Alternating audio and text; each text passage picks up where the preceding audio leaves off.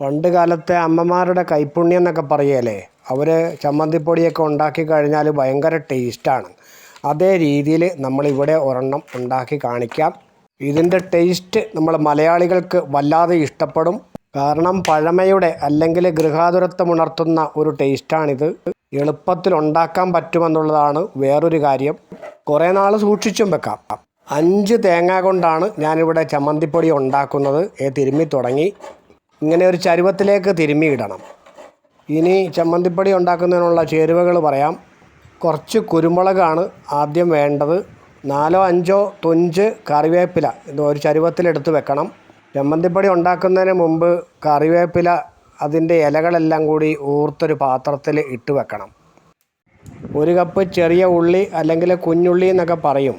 അതൊരുക്കി ഒരു പാത്രത്തിനകത്തേക്ക് കറക്റ്റായിട്ട് വെക്കുക. ഉള്ളി അരിയുന്നത് തിരുമ്മിയ തേങ്ങയുടെ വലിപ്പം തന്നെയാണെങ്കിലും കുഴപ്പമില്ല. വളരെ ചെറുതായിട്ട് വേണം അരിയാനായിട്ട്. നല്ല ഉള്ളി വേണം അതിന് വേണ്ടിയിട്ട് ഉപയോഗിക്കാൻ. നമുക്ക് കുറച്ച് ഇഞ്ചി ആവശ്യമുണ്ട്. അതും ഇതുപോലെ ചെറിയ വലിപ്പത്തിൽ വേണം അരിയാൻ. വീഡിയോയിൽ കാണിച്ചത്രയും ഇഞ്ചി അരിഞ്ഞത്, അരിഞ്ഞു വെച്ച ഉള്ളി തിരുമ്മിയ തേങ്ങയുടെ മുകളിലേക്ക് ഇതുപോലെ അങ്ങ് ഇടണം. ഉള്ളി നമ്മളിവിടെ 1 കപ്പോളം അരിഞ്ഞു വെച്ചിട്ടുണ്ട്. അത് മുഴുവൻ ഈ തേങ്ങയുടെ മുകളിലേക്ക് ഇടുകയാണ്. കറിവേപ്പിലയുടെ ഇല മാത്രം നമ്മളൊരു പാത്രത്തിലെടുത്ത് വെച്ചിരുന്നല്ലോ, അതും ഈ തേങ്ങയുടെ മുകളിലേക്ക് ഇടുന്നു. കറിവേപ്പിലയും നമ്മൾ ഏറെക്കുറെ 1 കപ്പോളം എടുത്തിട്ടുണ്ട്. ഇനി നമുക്ക് പതുക്കെ നീളമുള്ള ഒരു തവി ഉപയോഗിച്ച് മിക്സ് ചെയ്യണം. അവിടെ ഇവിടെയും കൂടി കിടക്കാതെ മുഴുവനായിട്ട് ഒരേ രീതിയിൽ മിക്സ് ചെയ്തെടുക്കണം. ഇപ്പോൾ തേങ്ങ തിരുമിയത്, ഇഞ്ചി ഉള്ളിയും നേർത്തരിഞ്ഞത്, പിന്നെ കറിവേപ്പിലയും നന്നായിട്ട് മിക്സ് ചെയ്യണം. ഇനി പതുക്കെ സ്റ്റൗവിൻ്റെ മുകളിലേക്ക് വെച്ചു. തുടക്കം തീ കുറച്ച് കൂട്ടിയിട്ടാലും കുഴപ്പമില്ല. ഇവിടെ ഏറ്റവും കൂടുതൽ ശ്രദ്ധിക്കേണ്ട കാര്യം നന്നായിട്ട് ഇളക്കുക എന്നുള്ളതാണ്. അപ്പോൾ ചീനച്ചട്ടിയുടെ ഒരു പിടിയിൽ നമ്മൾ ഹോൾഡർ കൊണ്ട് പിടിച്ചിട്ട് എപ്പോഴും ഇളക്കിക്കൊണ്ട് തന്നെ ഇരിക്കണം. അടുക്കി പിടിക്കാൻ പാടില്ല. തേങ്ങ തിരുമ്മിയത് വറുത്ത് കളർ വ്യത്യാസം വരും. ഒരു ബ്രൗൺ കളർ വരുന്നത് വരെ നമ്മൾ ഇളക്കണം. വളരെ ശ്രദ്ധിച്ച് വേണം ഇളക്കാനായിട്ട്. അടുക്കി പിടിക്കരുത്, കരിയാൻ പാടില്ല.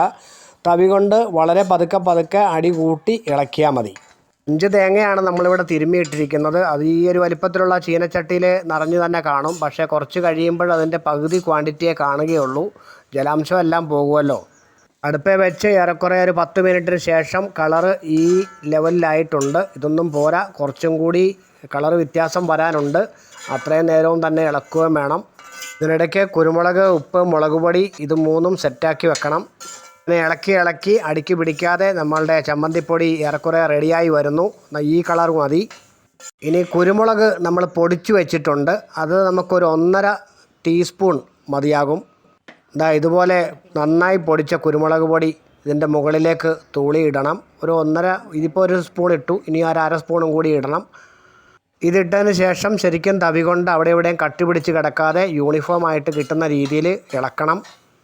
ചമ്മന്തിപ്പൊടി ഉണ്ടാക്കുന്നതിന് ഏറ്റവും ശ്രദ്ധിക്കേണ്ടത് നമ്മൾ തുടക്കം മുതൽ അവസാനം വരെ ഇളക്കുക എന്നുള്ളതാണ്.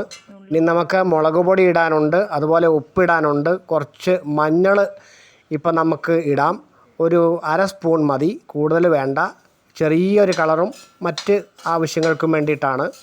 ഓരോ ഐറ്റവും ആഡ് ചെയ്യുമ്പോൾ ഇളക്കാൻ നമ്മൾ മറക്കരുത്. തവി കൊണ്ട് നന്നായിട്ട് ഇളക്കി കൊടുക്കണം. ഇനി നമുക്ക് കുറച്ച് മുളക് പൊടി ഇടാം. ഇതുപോലെ തൂളി ഇട്ട് കൊടുക്കുക.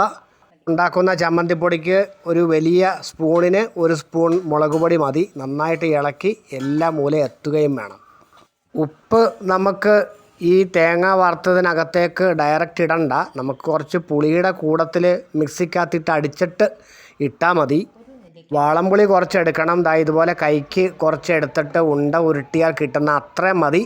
അത് നമ്മൾ മിക്സിക്കകത്ത് ഇടണം. കുറച്ച് ഉപ്പും കൂടി ഇട്ട് ഒന്ന് ചെറുതായിട്ടൊന്ന് അടിച്ചൊന്ന് മിക്സാക്കുക. ഇത് നമുക്ക് വറുത്ത തേങ്ങയായിട്ട് അങ്ങനെ മിക്സ് ചെയ്യണം. അപ്പോൾ അത് പാർട്ടായിട്ടേ നടക്കുകയുള്ളൂ. കുറച്ച് വറുത്ത തേങ്ങ ഈ മിക്സിയുടെ ടംബ്ലറിനകത്തേക്ക് ഇട്ടിട്ട് ഒന്ന് മിക്സിക്കകത്തിട്ട് അടിക്കണം. മിക്സിക്കകത്തിട്ട് അടിക്കുമ്പോൾ വല്ലാതെ പൗഡറായി പോകണ്ട.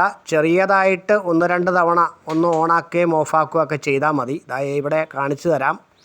1-2 പ്രാവശ്യം റിപ്പീറ്റഡായിട്ട് ഓണാക്കുകയും ഓഫാക്കുകയും ഒക്കെ ചെയ്യുക. അപ്പോൾ ചെറുതായിട്ട് ക്രഷാകും. തീരെ പൊടിയായാൽ കുഴഞ്ഞു പോകത്തില്ലേ. മിക്സിയുടെ ജാറ് തുറക്കുമ്പോഴത്തേക്കും ആവി പൊങ്ങണ പോലെ കണ്ടോ, നല്ല മണമുണ്ട്, നല്ല വാസനയുണ്ട്. ഇപ്പം ചമ്മന്തിപ്പൊടിയുടെ എല്ലാ എഫക്റ്റും നമുക്കിപ്പോൾ ഫീൽ ചെയ്യാൻ പറ്റുന്നുണ്ട് അടുത്ത് നിന്ന്. ജാറിലെ ചമ്മന്തിപ്പൊടി വേറൊരു പാത്രത്തിൽ, നല്ല ക്ലീനായിട്ടുള്ള പാത്രത്തിൽ വെക്കുക. അത് കുറച്ച് ഈ ജാറിൽ തന്നെ ഇട്ടേക്കണം. എന്നിട്ട് ബാലൻസ് ചമ്മന്തിപ്പൊടി അല്ലെങ്കിൽ തേങ്ങ വറുത്ത് വെച്ചിരിക്കുന്നത് കൂട്ടി മിക്സ് ചെയ്ത് മിക്സിക്കകത്തിട്ട് അടിക്കണം.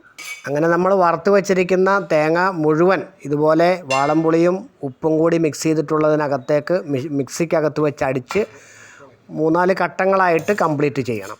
ഇപ്പോൾ സ്വാദിഷ്ടമായിട്ടുള്ള ചമ്മന്തിപ്പൊടി റെഡിയായിട്ടുണ്ട്. കൈകൊണ്ട് തോണ്ടി വായിൽ വെച്ച ടേസ്റ്റ് നോക്കാനായിട്ട് കൊതിയാകുന്നു. വീഡിയോ കൂട്ടുകാർക്ക് ഷെയർ ചെയ്യുക.